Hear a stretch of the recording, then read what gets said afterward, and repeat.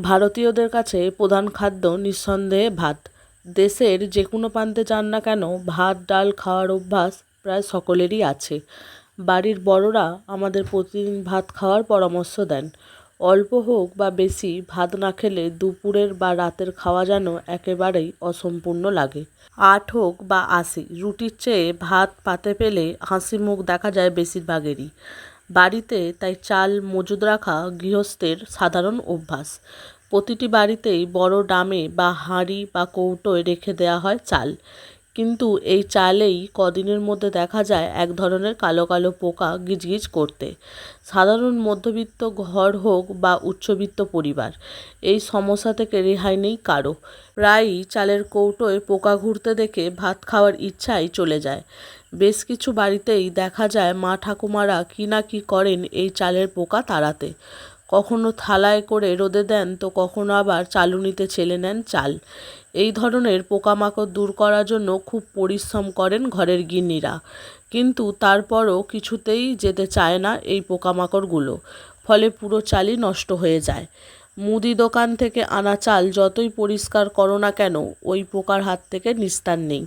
কিন্তু তাই বলে কি ভাত খাবেন না?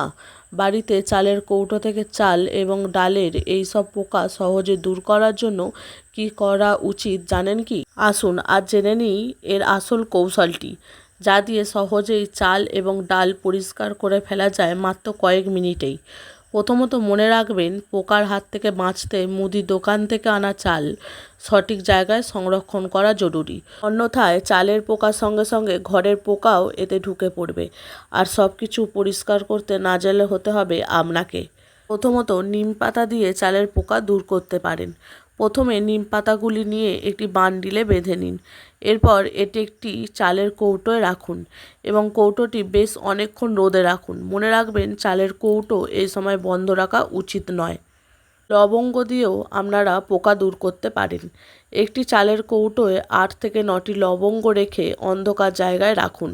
লবঙ্গের তেল এবং এর সুগন্ধ পোকামাকড় তাড়াতে সক্ষম। দ্বিতীয়ত, রসুন দিয়েও আপনারা পোকা তাড়াতে পারেন। খোসা ছাড়ানো রসুন একটি চালের ড্রাম বা কৌটোতে রাখুন। জানলে অবাক হবেন, আমাদের নাগালের মধ্যে থাকা এই রসুনের তীব্র গন্ধ কিন্তু পোকা এবং কীটপতঙ্গ দূর করতে সাহায্য করে নিমেষের মধ্যেই। চতুর্থত, ম্যাচ বক্স। একটি চালের কৌটোয় একটি ম্যাচ বক্স রাখা যেতে পারে। দেশলাইয়ের কাঠিগুলিতে সালফার থাকে, যা যে কোনো পোকামাকড় তাড়াতে সাহায্য করে। এই ধরনের পাত্র থেকে চাল বের করে রান্না করা হলে প্রথমে সেই চাল ধুয়ে ফেলুন, যাতে এটি সম্পূর্ণ পরিষ্কার হয়ে যায়। এবার বুঝতে পারছেন তো চালের কৌটো থেকে কালো কালো এই পোকা দূর করা কতটা সহজ। কৌশল শিখে গেলেন তো? তাহলে আর দেরি কেন, এই কৌশলগুলি অনুসরণ করুন এবং মা ঠাকুমার সাহায্য ছাড়াই ভাতের এইসব কিরিকিরি পোকা দূর করুন ম্যাজিকের মতো।